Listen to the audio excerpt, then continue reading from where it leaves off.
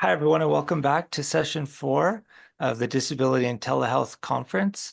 I'm pleased to introduce Dr. Felicia Skeleton, who will be presenting on the ethics of using telehealth for veterans with mobility impairments.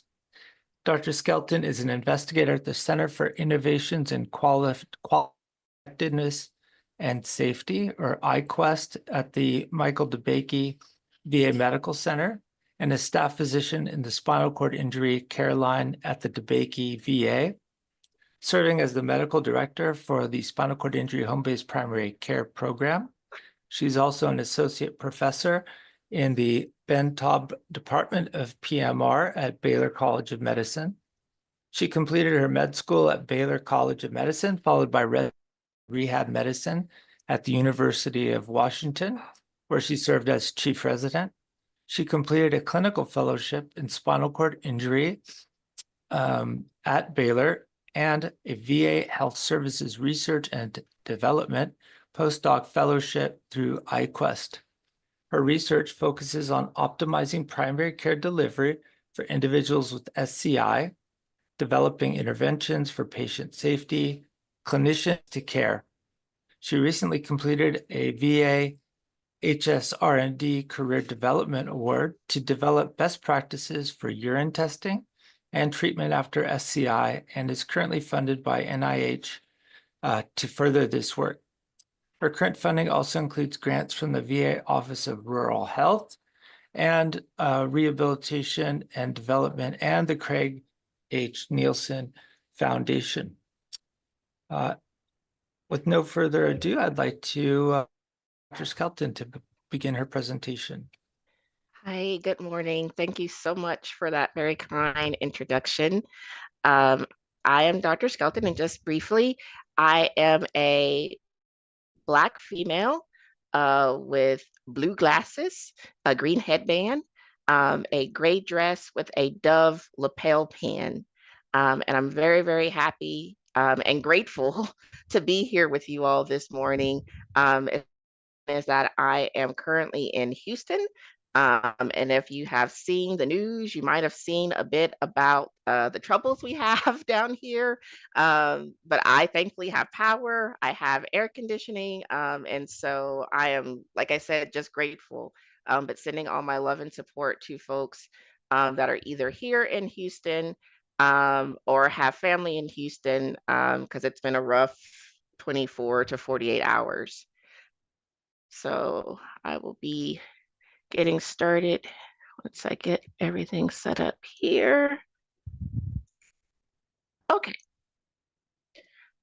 All right. So as Dr. Polios was saying, I am talking about the ethics of using telehealth with veterans with mobility impairments. We just finished a great session about folks with sensory impairment. So you might have seen a different title of this. I'm going to focus on mobility and sensory impairments have been covered very brilliantly by my colleague, Dr. Rizzo, and his wonderful panelists.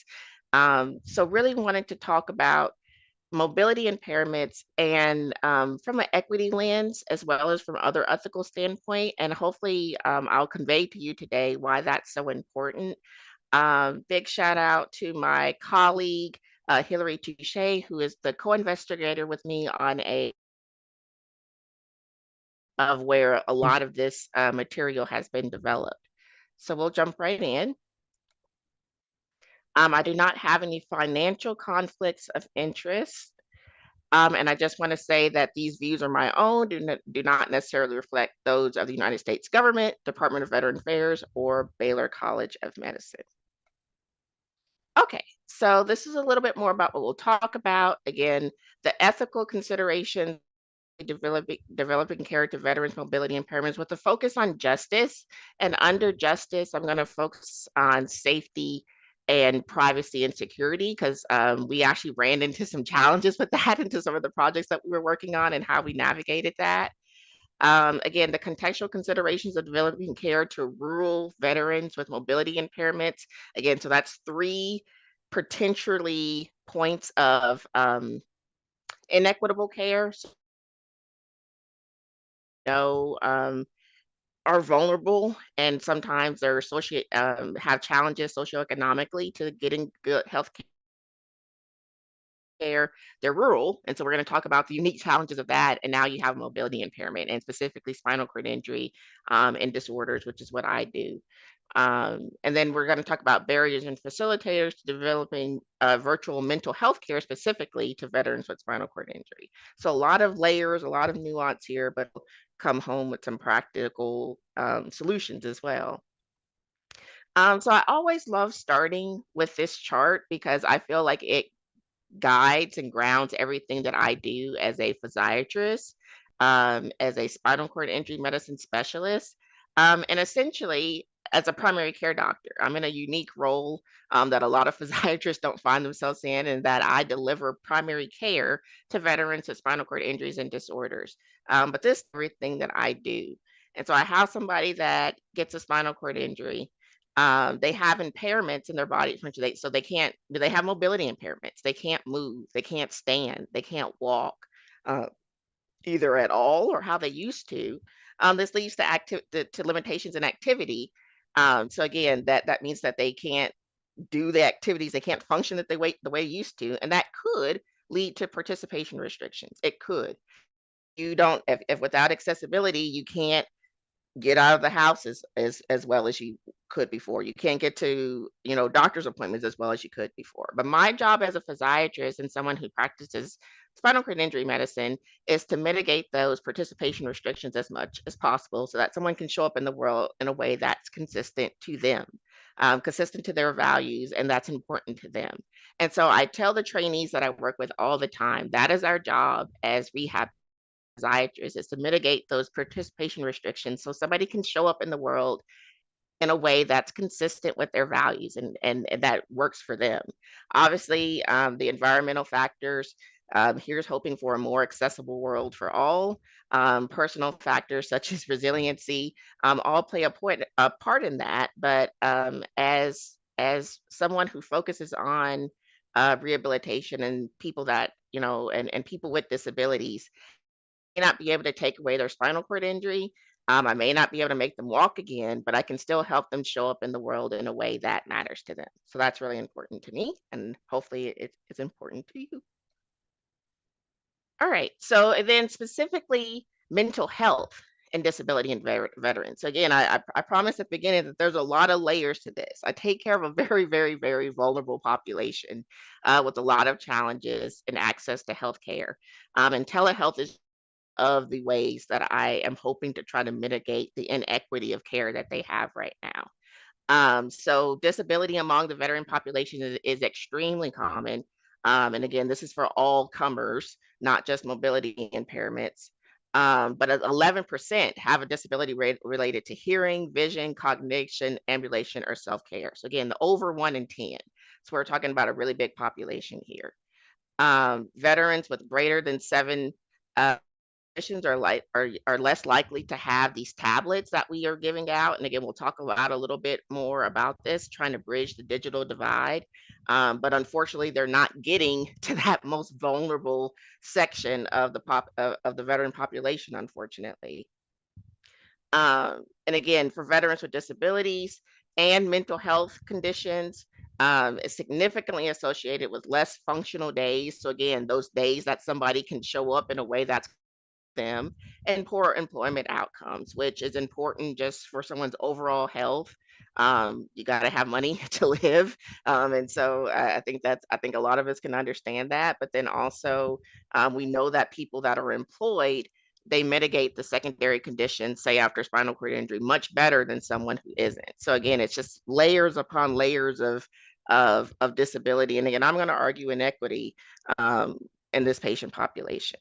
And so most common conditions that we see is depression, anxiety, PTSD, substance use disorder are the kind of most common mental health diagnoses. So healthcare ethics. I think everyone here, if you're a healthcare professional, we ascribe to some sort of ethical code. It's very similar across disciplines. So physicians, nurses, therapists, psychologists. There may be little bit of differences here. I think most of us, we were taught this when we first started off. So autonomy, beneficence, non-maleficence, and justice. And we'll go through each one of those again in the context of telehealth. So autonomy is obviously self-determination. And for my just general clinical practice, that is the ethical principle that I hold, that I rank the highest, I guess, is that people have the right to make their decisions. Um, Decisions that I would recommend, even though they're not the decisions that I would have for a loved one. Um, in my life, if I deem that they have capacity to make decisions, they're competent to make those decisions, I have to let a person make those decisions and support them and support them as much as I can. It's a hard thing to do when you see someone kind of, again, not making the decisions that you would want them, but it's really important. And again, I talk about this a lot as far as for delivering telehealth into the home, and that not all they're an autonomous human being in their own home, and so there's only so much I can um, request of them or require of them before I'm kind of stepping on their autonomy. And so I'm always very mindful of that. I try to make sure that the care team is very mindful of that. And that includes again the right to accept or refuse treatment at any time, even if we don't recommend it. So I think that's really important, but one of the more difficult ones to follow. Beneficence, again, in medicine, it's the "do no harm" quote that you hear all the time. Um, but I guess it's the opposite of the "do no harm." Is the next step is to at least try to do good. And again, we want to treat people. We want to treat people with respect. We want to do what's in the best interest of the patient, but that's where the autonomy ethical principle comes in. Just because what we think is best doesn't always mean it's what the patient thinks is best. Um, and so, again, the whole idea, again, if you rank this ethical principle highest, you're saying, okay, the patient's best interest comes above everything else, and that's what's important. There's challenges to that. But you also that you're balancing benefits and risk when offering treatment options. So again, non-maleficence is the idea of do no harm. I think we all feel pretty good about this. Includes preventing or relieving pain and suffering, avoiding unnecessarily risky interventions, of which telehealth is a pretty low risk, but again, there are risks, which we'll talk about, and making sure that you kind of work within your scope of practice. And so just like I said, we'll probably spend the most time here, and I'll give you some other examples of how we um, are going to illustrate this principle of justice is the fairness of all and equitable allocation of resources. I tell people all the time, I'd love to give therapy out to everyone. I'd love to give out free Wi-Fi to everyone. Um, but we live in a world of finite resources, and so it's up to us to be good stewards of those resources. Um, I think we can be doing a better job of being a steward of the internet resource, the kind of electronic device resources that we have. Um, and especially for this patient population, because again, they face challenges because of their mobility impairment that other folks don't chase or don't face, and truly aren't getting equitable care because of that. And hopefully, I'll kind of make the case for that. Again, telehealth could theoretically help get us more people, get good medical care and treatment into the homes of more people in a more equitable way if we can address the digital divide. And again, we'll talk about that a little bit later.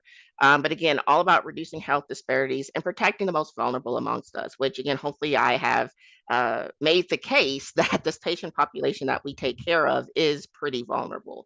And impairment with a mental health condition.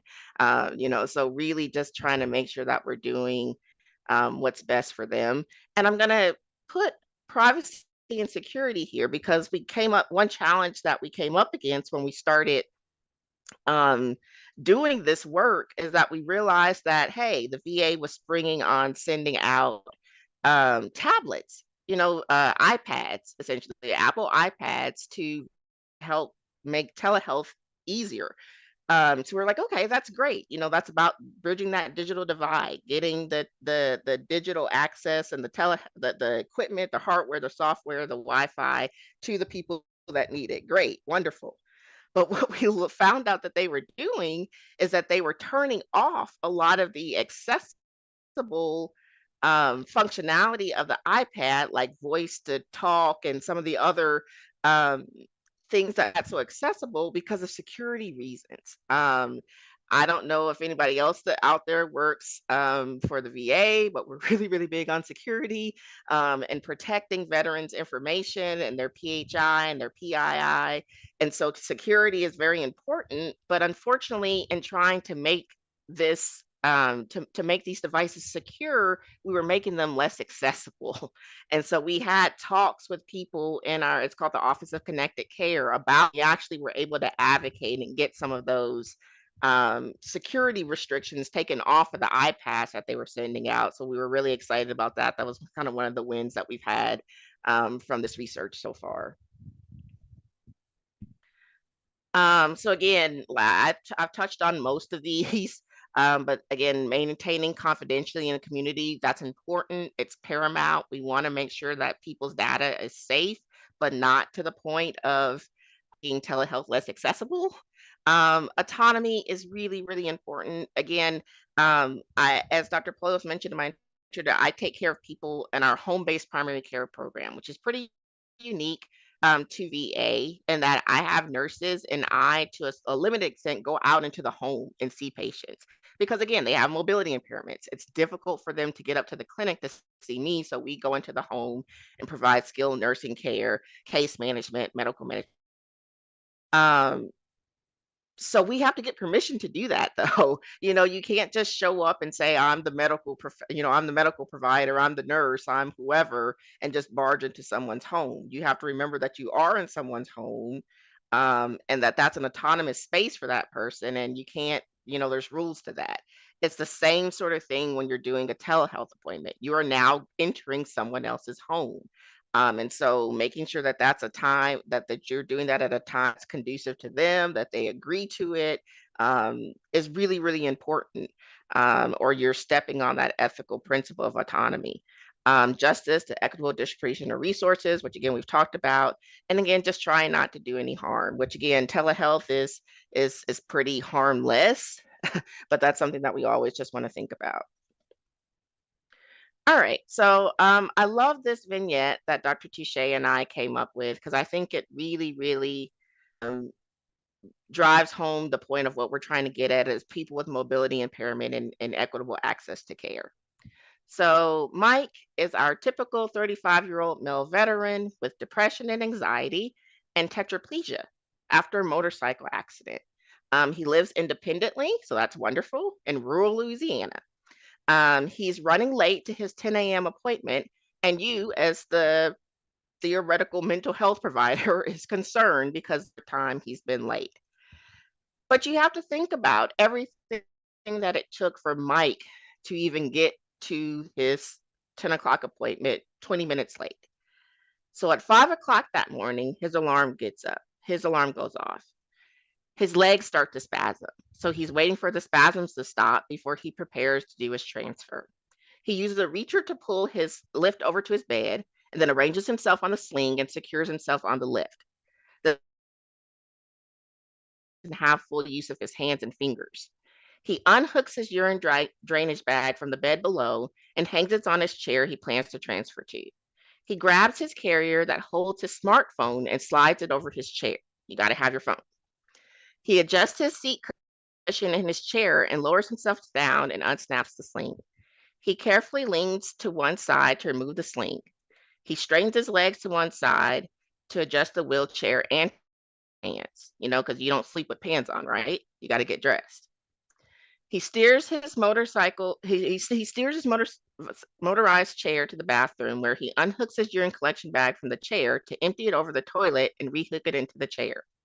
He heads over to the bathroom sink to brush his teeth, wash his face, put on deodorant. He moves to his closet to grab his shirt and then over to his shoe rack to put his shoes with the help of a reacher and a shoehorn. It takes him minutes to complete this, despite the fact that he's still wearing the pants he slept in and is not showering today. So if Mike were completing a bowel program, which is really important to people with spinal cord injury, and shower before his appointment, add on another 2 hours to everything that we're doing this morning.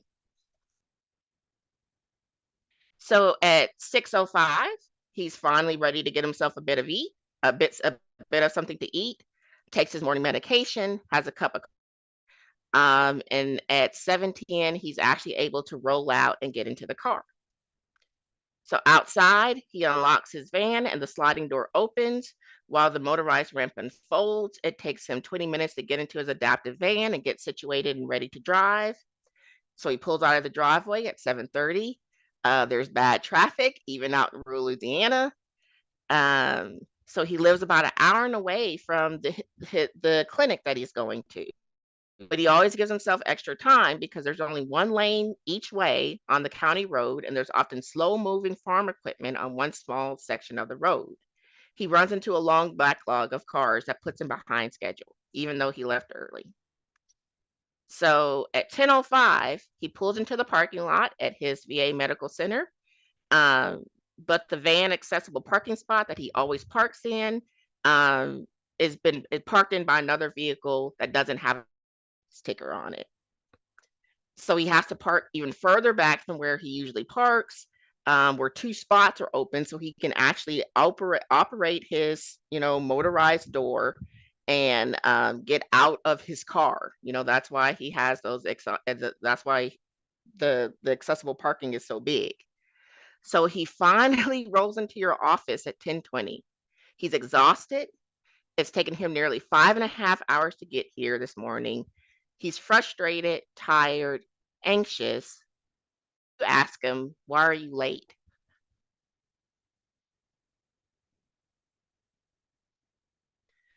So, does Mike have equitable access to mental health care based off of everything that I just described to you? Does it take you that long to get ready to go to a doctor's appointment and get to a clinic if you had anxiety? And so please feel free to put in the chat, what solutions, resources would you offer to Mike, given your experiences and your expertise? So again, we're going to talk a little bit about barriers to seeking mental health care, barriers of rurality, and then barriers of disability. So I've mentioned the digital divide initiative. It's something that the VA has taken on as we realize that, again, we're not providing equitable care, especially to the most vulnerable amongst us. And I think the pandemic really brought this into stark relief because everybody's like, oh, yeah, let's just hop on Zoom calls, let's just hop on homeschooling. But if you don't have a computer or you don't live somewhere where there's good Wi Fi and broadband, not a very, very easy thing to do at all. So again, we're putting the people that are the most vulnerable, the least advantaged, at even more of a disadvantage now. And that's the exact same thing that's happening with our veterans with mobility impairments. Again, the people that are less likely to have computer internet access, they're older, which is something that we come across in VA very often. They're often less educated. They have less financial resources. They're rural, a disability. And unfortunately, we're like, even had this workaround. It's like, okay, put in this digital divide console. And it asks, okay, do you have a smartphone or some other device to where you can complete a telehealth visit? And if the patient or the social worker that's working with the patient says yes, that automatically, okay, say they have a smartphone, that automatically kind of knocks them out, from getting a tablet. But someone with a mobility impairment who doesn't have complete function of their hands, it takes a lot to start up a telehealth visit on a smartphone. The screen is small. Being able to access all the buttons is very small. And so again, they're not truly getting equitable care, even though they have the technology because of their mobility impairment. And so this is another kind of just very practical um, recommendation that we made to the Office of Connected Care to say, hey, don't automatically disqualify this person with a mobility impairment just because they have a smartphone, because it's not truly adequate to get the job done to do this telehealth visit. So therefore, you're creating a disparity. So again, it doesn't sound like much, but we didn't even realize that these were issues until we started talking to people and really looking into things. And these are just very easy, common sense things that we could change. So again, this is just a little bit more information about, the iPads, getting them into the hands of people that need them. So I'm very, very thankful, that I work with an organization that is mindful of that and is trying to do that. But again, disparity still exists. And again, put in the chat what factors are important to you if you are a provider and considering telehealth with a patient. Do you ask if they have mobility impairments? Because as we all know, we've learned through today, you can't always see it right away. Do you automatically disqualify somebody from doing telehealth because they have a mobility impairment? If you see that they don't have full function of their hands, are you thinking to yourself that it's impossible? It's going to be impossible for me to do a telehealth appointment with this person. Um, what are your own biases? What are your own thought processes when you're going into doing telehealth with the patient? Yeah, and Dr. Scott, we putting their responses into the Slido app, Yes, which yes, is I a have little it pulled different. up. Oh, good. Just wanted to make sure. Yep, no worries. And so I'm looking. Okay, awesome. And I will go back through and ask and answer some of these questions as well. But please do put in the chat, your responses to the poll.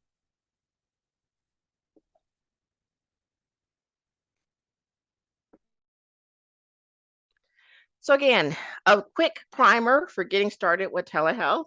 And we do have we again, Dr. Touche and our study team, we published a paper about kind of just the general broad broad strokes of kind of the current state of affairs of telehealth with people with spinal cord injury. And it also has, again, very, very practical support about doing telehealth with this patient population. So there's some training that you can do. The VA loves its trainings. And so every provider that is giving telehealth has to go through kind of these modules that talk about some of those security issues. Again, making sure that the patient is secure, making sure that you have an emergency contact number for them. I mean, again, these are all very, very important population that you may be doing telehealth with someone who's 200, 300, 400, 500 miles away. So you really want to be able to know that you can that you have an emergency contact for that person should you lose disconnection or the person becomes medically or mentally unstable. You need the proper equipment. So computer, webcam, headset. Again, we are big fans of kind of high wired headphones. They're more stable. The connection is a little bit stable and again, we're talking to folks out in middle of nowhere, Louisiana, middle of nowhere, Texas. And so it's easier to do that with wire than it is with the Wi-Fi connecting headphones. Again, for the veteran, we want to make sure that they have some sort of computer or webcam or iPad. Again, getting them that information if they need it, and getting them to empower the patient to feel like they can do it. They need a device. If they have trouble getting the device set up, okay. If they have an email set up, some of our patients do not have emails, believe it or not, in 2024. So we have to get them an email set up because that's where they get emailed the link. And then we even have the capability to do some practice telehealth calls. And I just saw someone that put in something. And this is a very important. Hospital portals that require complex passwords are really hard for those with mobility and motor dexterity issues, even without vision loss. It times out too quickly. Yes, thank you to the person that put that in the list, because again, that's one of those just very practical problems that we found when people were doing this. Again, they the login screen to the VA telehealth saying it wanted you to put your name, your full address.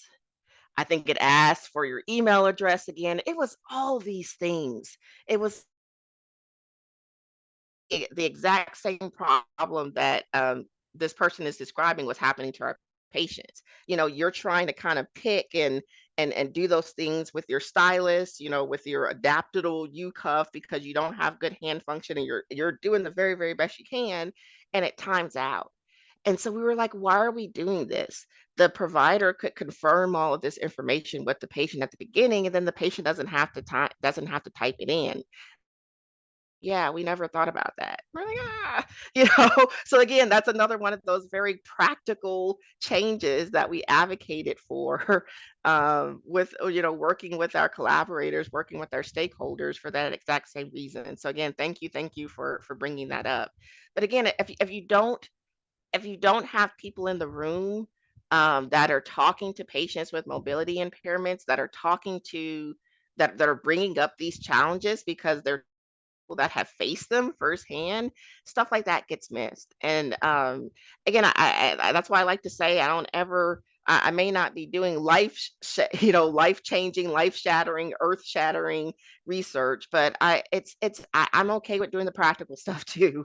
I'm okay with getting these very, very practical challenges figured out and then bringing them to attention to. So again, because I truly do feel like access to telehealth care is an equity issue. And again, that to you as well. So again, you want to identify if the veteran is open to doing telehealth visits. So a conversation about preferences. Again, you have some people that are never going to feel comfortable with doing telehealth, and that's okay. But you want to offer it to them. You don't want to just assume that, you know, your 80-year-old veteran with a mobility impairment doesn't want to do telehealth, because you'd be surprised. Station. Again, make sure that they have devices, make sure that they feel comfortable using the equipment, and that they have the appropriate adaptive equipment that they need. And again, so I mentioned a few things here. If you have a someone that doesn't have good hand dexterity, you can get them accessible cuffs. And so that you can put a pen, a stylus, or something in there. And so now they're more readily able to things into a tablet or a smartphone. The voice to talk things like we talked about, but again, making sure that your device is enabled with voice to talk. But it's a lifesaver for many of my patients. Again, consider veteran caregiver availability if assistance truly is needed. And some people literally just need their headset put on, you know, the tablet or computer set up, and then they're good to go once they're set up. And that's what we advocate for, is that caregivers, if someone truly needs accessibility, that they're there to get the person set up, but then that they leave, you know, when the actual visit is starting, unless the patient wants them there. And we'll talk a little bit more about that. And that's again going into that whole autonomy issue.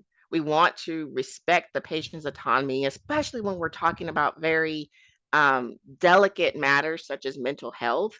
And so if we do our best to really ensure that and to advocate for that and to ask for the caregiver to step out or to go away um, when we're talking, so that the patient feels like they are truly kind of at the hospital in a clinic room, you know, talking about whatever they feel like they need to talk about. That's really difficult when you're at somebody's house because you can never quite see what's going on off screen. And so that's something that you just need to be very mindful, and make sure that you're empowering the patient to hopefully feel comfortable doing that. And if you see that the patient doesn't feel comfortable doing that, then that's a cause for concern. That should clue you into investigating why that is. Again, I don't want to go down the road of speculating about those things because that's not what we're here for right now. But it's something that, again, if you go into it with that ethical framework, though, you know, of that, you know, was this person this decision? Am I doing what's best for them? Am I giving them the equitable access to the resources to do this appropriately? Am I not harming them? If you go into it with that mindset, you can make sure that you're thinking about that and seeing and making sure that that's happening. So again, familiarize yourself with different accessibility features. Again, the Apple iPad comes with lots of different things if you don't disable them. Microsoft comes with lots of different things. And so there's some links to some resources there. Oops. So again, troubleshooting. And this is where your training and feeling that you have the ability to do these things um is really, really important, because anytime you're dealing with technology, there's going to be challenges. And so, but there's simple things that you can do to kind of troubleshoot it. You can try, if you're linked, now you can try closing the browser link and reopening it in a different link, and just being able to talk through the veteran about these things. Check to see if the device has a mute button, unmuting yourselves. How many times have we said you're on mute in the past 4 years? um, Checking the PC settings, make sure that you have the right devices. Um, Again, continue with video, but then calling them over the phone. Again, instead of wasting, if you have a 30-minute visits, if you spend 5 minutes troubleshooting and you still can't hear them, say, hey, I'm off.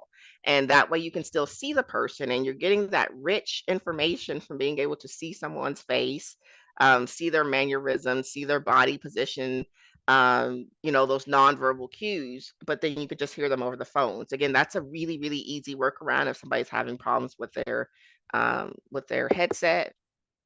Video problems, again, start and stop the video connection, unplug, replug the camera. This is on your end too. And again, hopefully if need caregiver assistance to do that, or use the phone.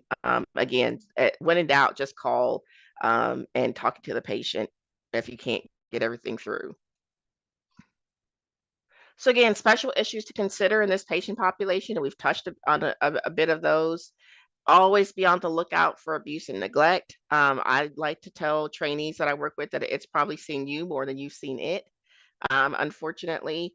And I think the pandemic put that into stark relief when people were at home and not being able to get out. Um, a lot of those issues kind of started to fester and come up to the surface. And unfortunately, this patient population is exquisitely sensitive to abuse and neglect. And you may see that, or at least get some signs of that, trying to do a telehealth visit into the home. Because what you see is in your clinic and your hospital room is very, very different from what you see at home. That's one of the biggest lessons I've learned doing home-based primary care, is that it's completely different at home. It's completely different.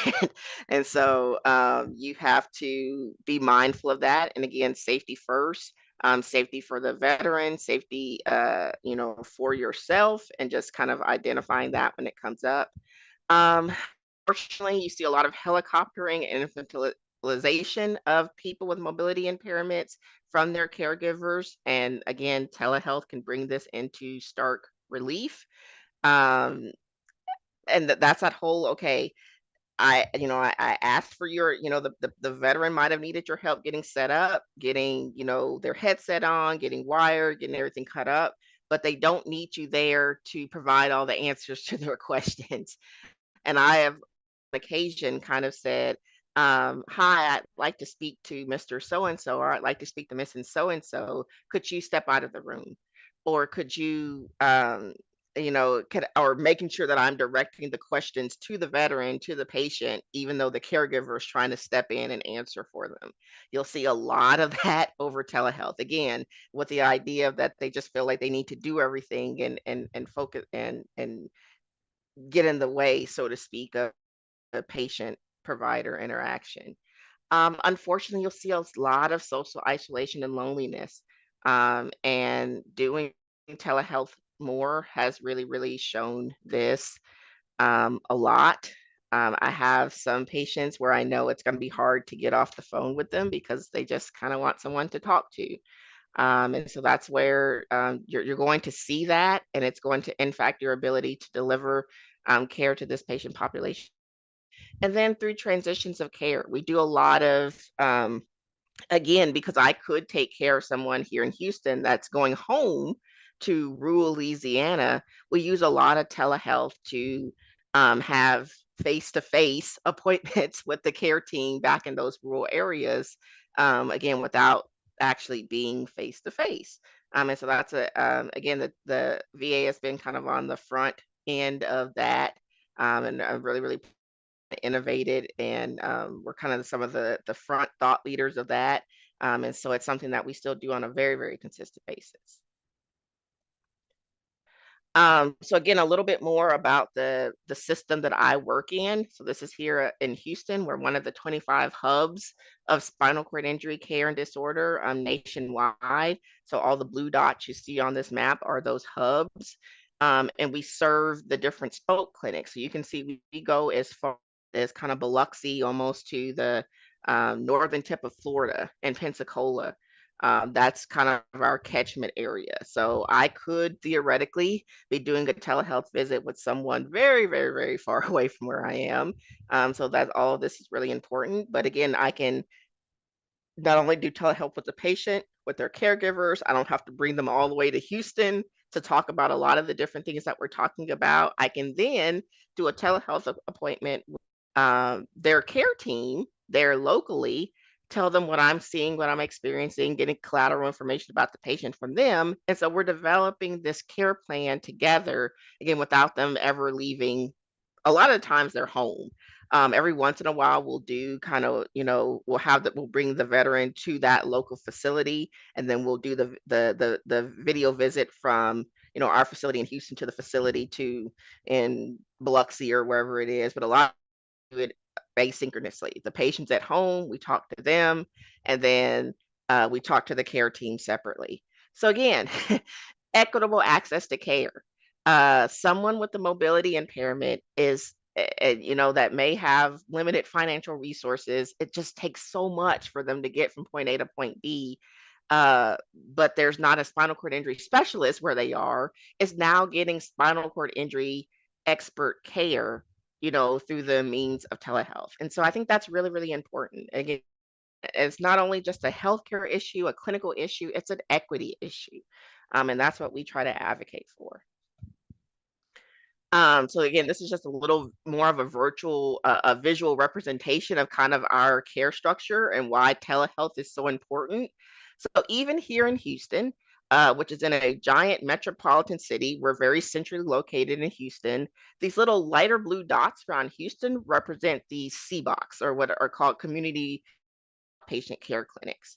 And so we might have them, again, none of these things are going to mean to you, none of these places are going to mean anything to you unless you're from Houston, but they're in Tomball, Conroe. They're these small little suburbs that are, again, geographically pretty far from Houston. The running joke is that Houston is 2 hours away from Houston.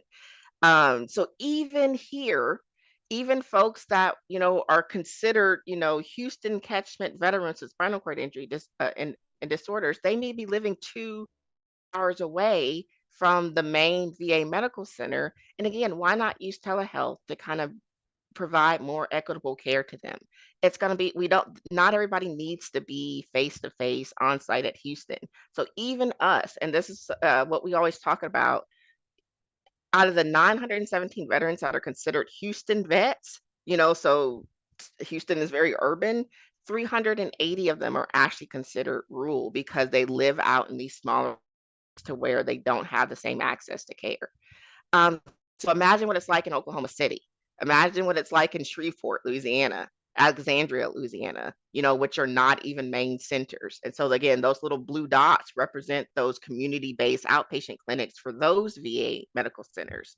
So again, this is the time has come for us to, try to use technology and try to use telehealth to make sure that these veterans with mobility impairments are getting the care that they need. We have some unique resources that I would encourage, that again, I would love for everyone in the nation and the world to kind of have the resources that we have. I know that that's not always possible, but some things to consider.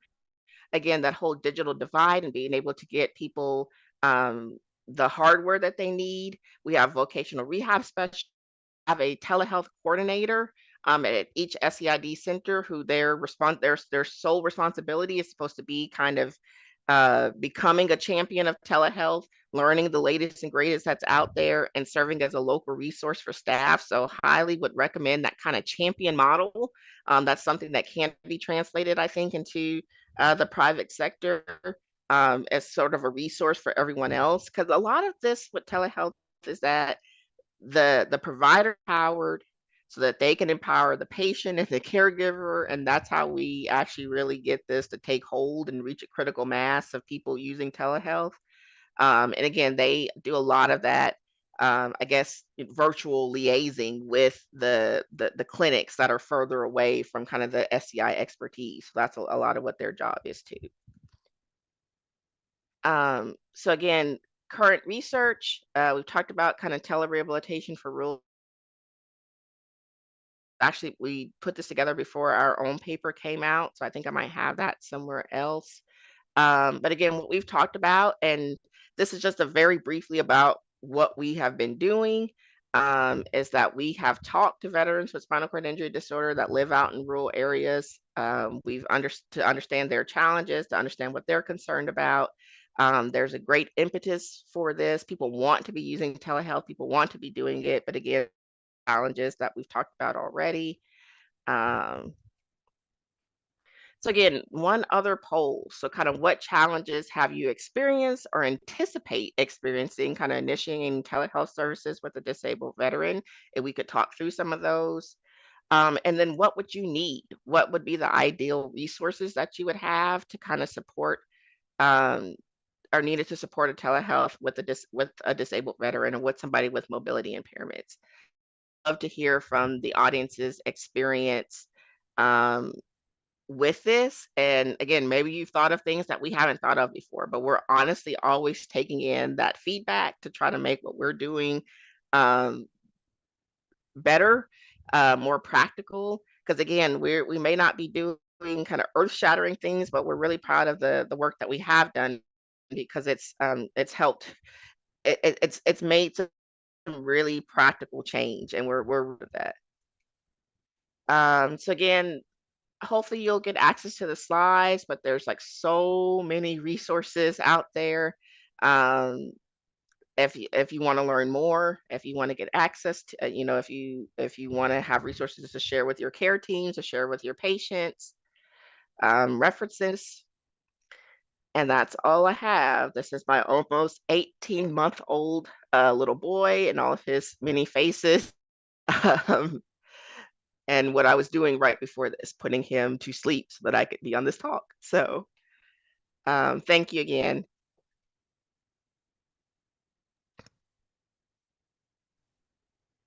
Dr. Skelton, that was just absolutely remarkable. And I think you've pointed a very clear way forward for all of us. I especially like the fact that you have spotlighted for us the underlying ethical principles that a lot of our actions and a very thoughtful, comprehensive framework for how to practically use spokes and hubs to be able to increase access to care. I would disagree with you in the sense that you say that your work is not earth-changing. I think this is life-changing and really compliments and kudos. I know we have some additional questions in the comments. Let's see if I can find a couple of them. We encourage everyone, if you can, to share your story with us through the survey that will be populated in the chat multiple times. Okay, great. And so I think that Jennifer Tillman asks, is it possible to have local health communication to help provide assistance for lack of digital literacy? And are there other spaces in which this can be accomplished? So would you be able to comment the in-person virtual technology assistance? So I just want to make sure I understand the question. It's like, Yeah, so it's for the digital divide. Like, are there like just kind of what resources are out there? Yeah. Okay. So yes, so like everything, it's very local. So there's local resources. It's very state dependent. It's very region dependent, unfortunately, because of the challenges for it. And so I would just encourage you to um, it's hard for me to give a global recommendation for that because it is so local. All of that much stuff is so local. There's interesting legislation going past that we are trying to that is happening nationally, that is happening at a federal level, as far as for broadband for all and Wi-Fi for all. But as far as for actual devices, like the hardware to do it, I am not a national resource for that.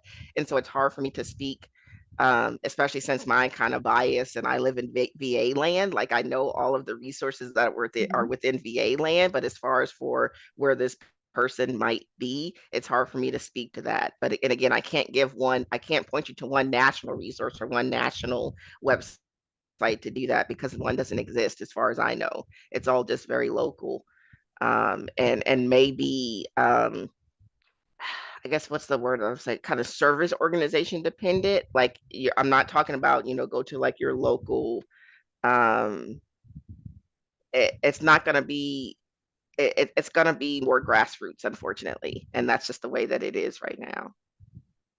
Got it. And so we have another participant who's asked, is there a place to find best practices for ensuring disability accommodations for impromptu appointments, such as spontaneous appointments that are now Sure. widely available Sure. via So let me go telehealth? back So, to, yeah. um, I really like this APA tips on telehealth and disabilities. I think that's a Mhm. very, very helpful website.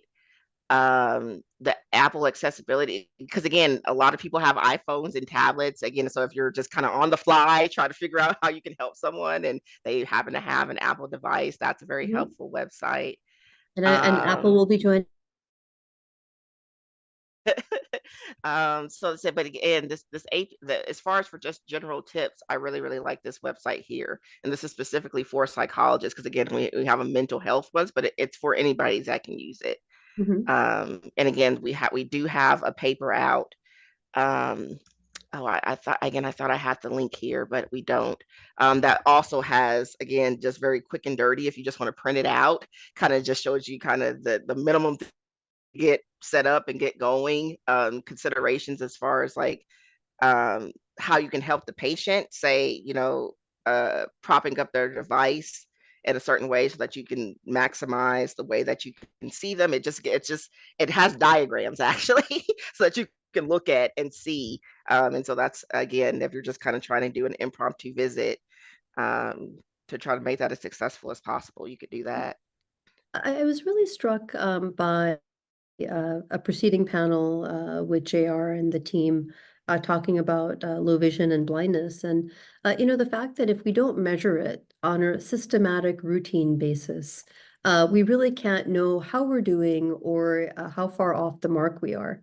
And one of the advantages that the VA has as an integrated national health system is the Hmm. ability to pilot and then scale. Is Yes. the VA doing anything to do systematic measurement Oh, around yes. the disability? Absolutely, absolutely. And it's one of, again, um, I was talking briefly offline that I come from a military family. I'm not a veteran myself, but I come from a long line of veterans, and so it's something near and dear to my heart. But I love working for VA because again, we take care of a closed system, people Yeah. that have served our country, but we have this unique opportunity, to use what we are doing in the VA to then scale that and translate that out. So yes, the Office of Connected Care that I've been kind of alluding to a few times, and I Mhm. actually think I took the link out because I was trying to make it a little bit less VA centric.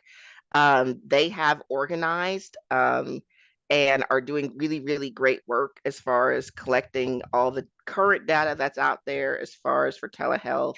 I know that they have synthesized that. And again, if you just kind of Google VA Office of Connected Care, I'm sure you can find a lot of those resources there.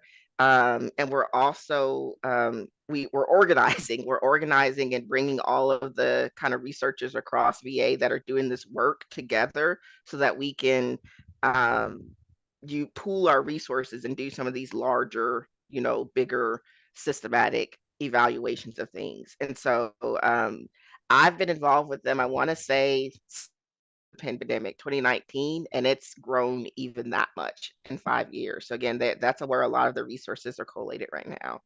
And if you could have a wish list of 3 things that you would like to have measured as outcomes so that we can benchmark how we're doing, either at the VA or nationally for persons with mobility, what would those be? So first and foremost would be usability. Because I think if we were systematically that, we would have come up across some of these challenges that I mentioned to you today a lot sooner. Are we talking to the end user and measuring using validated scales? Again, one that comes to mind for me is just the system usability scale. It's very, very simple.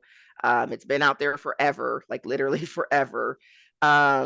But are we talking to the end user about their experiences and taking that information, what we have out there better? So that would be the first thing. I think the second thing would be, again, on a systematic way, knowing how big that digital divide is, because we know it exists. We know that there are people out there that don't have access to the technology, to the Wi-Fi resources, broadband, but I don't feel like we have a good sense of how big that is. So I think we need to be kind of measuring that on a systematic way. And then um, a more systematic way, and I'm thinking probably more qualitatively, like what are their expectations Mm. of using telehealth? What are they hoping to gain from a telehealth visit?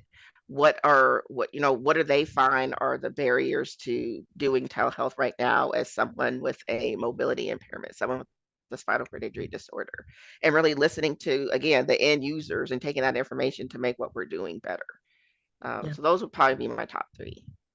And, and I know, I see a lot of patients via telehealth as part of urgent care and our primary care. And clearly there's some things that we shouldn't be evaluating by telehealth. There's where you really do need that Yes. visit. And I know this conference is not focused on sort of the full spectrum of digital health with all of the home-based devices and integrative technologies. I think we'll Yes. probably do that at another conference. But one thing that really struck me as you were talking about needing that little bit of assistance to be able to put their headset on or adjust the screen if they were having difficulty. Right now, how easy or difficult is it to do sort of almost like a 3-way scheduling where you have the patient, their caregiver, and the provider's schedules all visible so that you can coordinate amongst the different groups that all need to come together to be able to provide high quality care for the veteran? So I'll be honest, within VA, it's actually difficult at all. And again, I tried to make this a very general General talk. call. Mhm. But We within appreciate VA, it. when we use our VVC platform, our telehealth platform, we can, our scheduler can I can be here in Houston. We can have a caregiver that's in Pennsylvania and the patient is in Louisiana.